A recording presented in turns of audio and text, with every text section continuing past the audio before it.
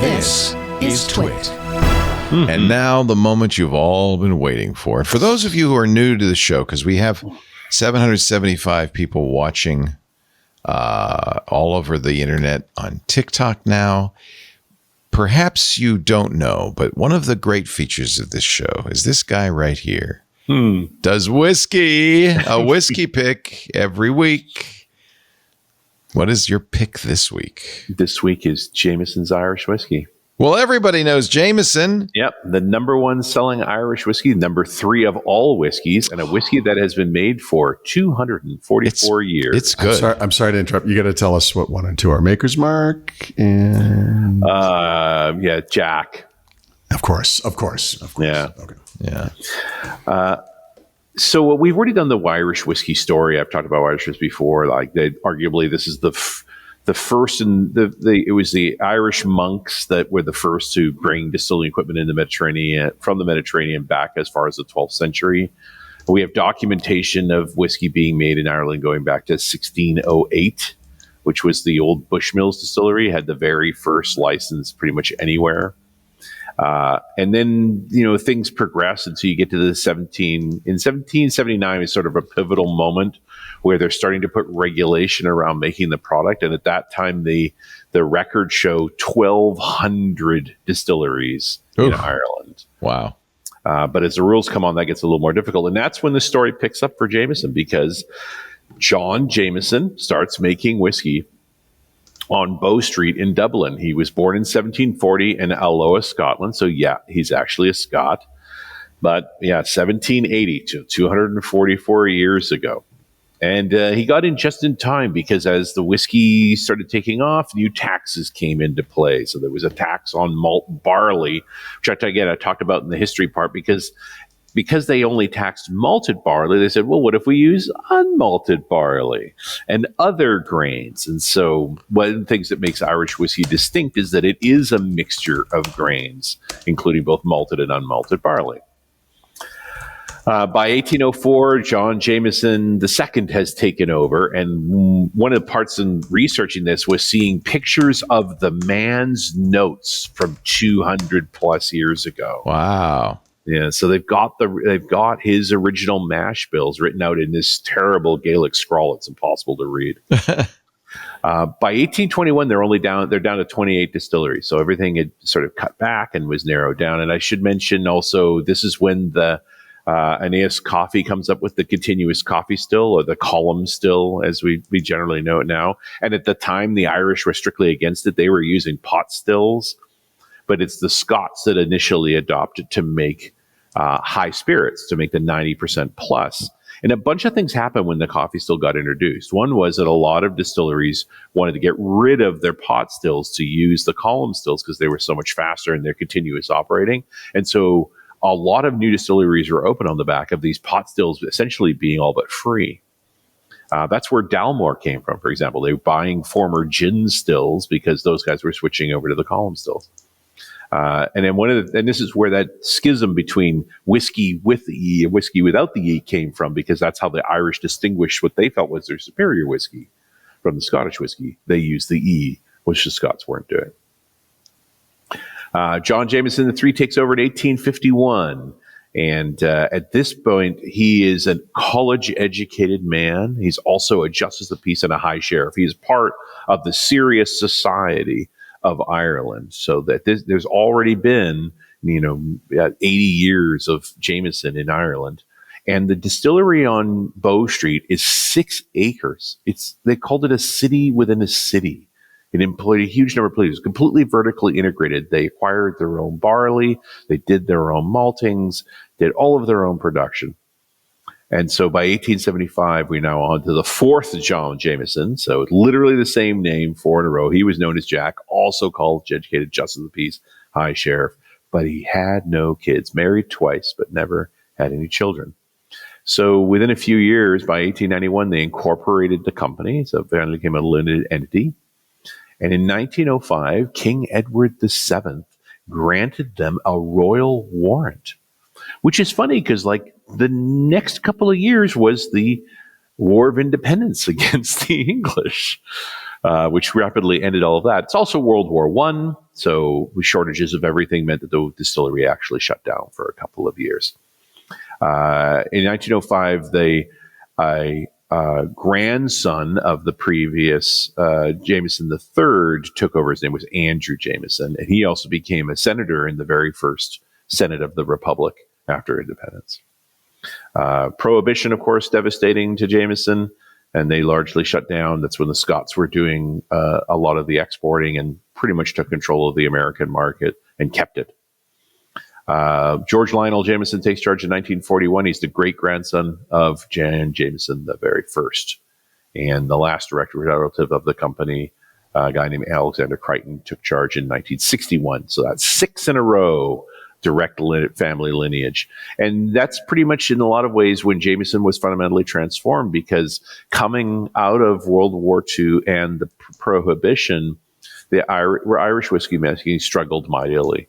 And so by 1966, there was only 2 distilleries left, just Bushmills and Jameson.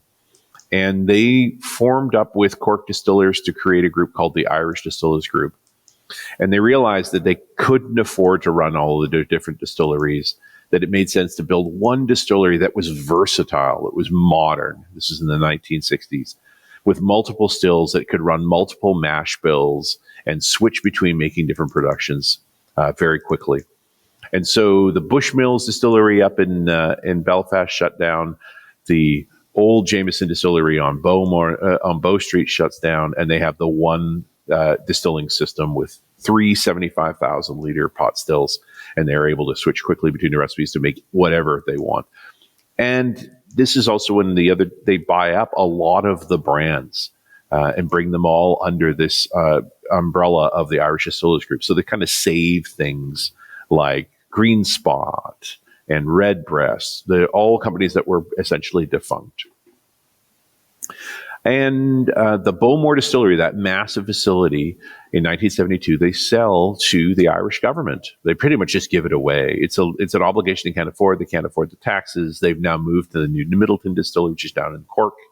So they don't need it, which is sad. It's an old facility, been around for almost 200 years at that point. But it didn't make sense to continue. But things turned around. By the 1980s, Irish whiskey is getting more popular. New distilleries are opening, like the Cooley Distillery. And in 1988, Pernod Ricard buys Irish distillers. So this is one of the big conglomerates like Diageo, out of France, make a lot of their own products. And so by acquiring Irish distillers, they acquire Jameson as well. And that's when largely the Jameson family exits the company entirely. The government never did anything with the Bow Street facility. In fact, it was a huge fire in 1990 that ravaged a bunch of the buildings, but not much was done by it. But with Renaud Pernard's money, they actually buy back a part of the facility in 1995, and they turn it into a visitor center, which opened in 97. And so by 2013, we are up to the new Middleton Distillery is the biggest, still making Jameson, all of the spots, Tullamore Dew, Redbreast, and a bunch of others. Bushmills reopened their original distillery back in Belfast and continued with that, and a few others existed. The standardization for Irish whiskey came in 2016, which is that has to be made in Ireland, both Republic and North being considered Ireland. A mash of malted cereals and whole grains, so it doesn't have to only be malted. You can use the natural enzymes, so that's the amylase that's in barley, which you can also use what's called diastase, which is other saccharifications, ways to do malting. Fermented by yeast, distilled up to as high as 94.8%, which is crazy high. That's vodka numbers. Most other whiskeys are not allowed to be distilled that high. You can add water and you can add caramel color. Those are all considered legal. You got to do at least 3 years in barrels. The barrels can't be bigger than 700 liters and finished at 40%, which is nothing unusual. They identify 3 varieties of Irish whiskey. So there's single pot still, there's single malt, there's single grain, and then there's also blended. And that's actually where we come to what Jameson actually is, which is a blended Irish whiskey. So they make some in column stills, and part of it in column stills and part of it in pot stills. The half that is in pot stills is all malted barley, so very much like a traditional Scottish whiskey.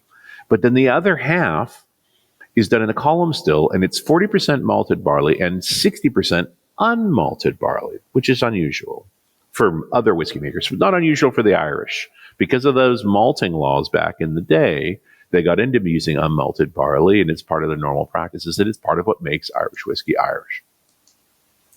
They then Jameson is aged in bourbon casks, specifically wild turkey bourbon casks. I'll be darned. And then they also do a finishing in sherry casks, and they buy from Bias, Croft, and Harvey's. So for the most part, the new make goes, they put it into different barrels and they sort of sample it along the way. The minimum they typically leave it as 4, but it'll go up as much as 7 before they pull together an addition. That being said, I read a great study about the various forms of Jameson Irish whiskey that's been made over the past 244 years. And the current version is what they call a lot lighter. It's a very easy drinking Irish whiskey.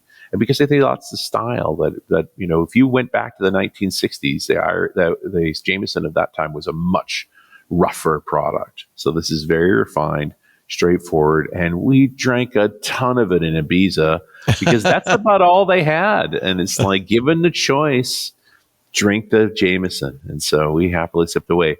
It's 40%, which is your sort of classic spirit number, nothing exciting because it is chill filtered and colored, and it's $20 a bottle. Keep this on your shelf. This is a reliable whiskey. I really like Jameson. It drinks neat. It drinks with ice. It drinks in cocktails. It's incredibly versatile. It is unpretentious, and it is good. And it's not peaty.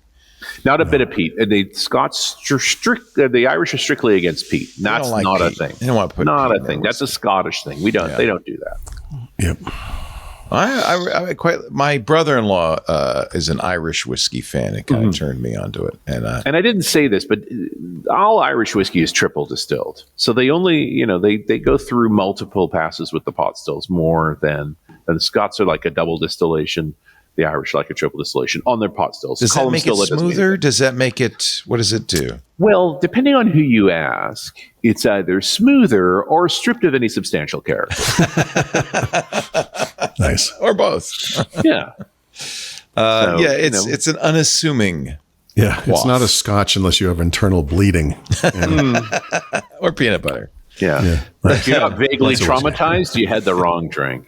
Right. I sat around with a group of really fun people at an amazing weekend for our friends, and we drank a lot of Jameson and told stories and had a lovely time, and I thought I would share that story with you.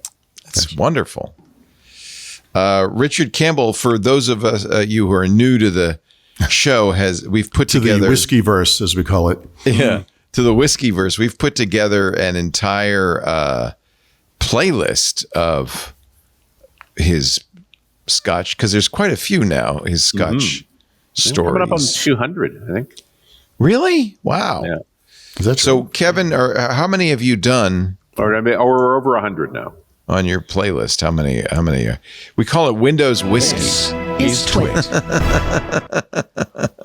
And Windows Whiskey has quite a few. Yeah, they're up to 45. 45. He's done. Thank you so much, Kevin King, our producer and editor. He has put together quite a few of these. So there is the whole beginning of it is how whiskey's made. So it's a great way. Scottish whiskey. Yeah, it's an introduction to the process of whiskey making, and then he's got quite a few picks in there, including our favorite Abalura Budna. And the great story of how that went down that day. Yeah, there's some really good stuff in here.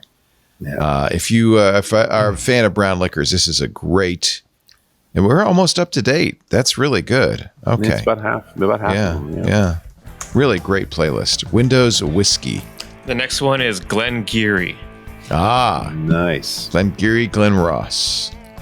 So that will be something to look forward to on our YouTube channel. Of course, you can watch this show on our YouTube channel as well.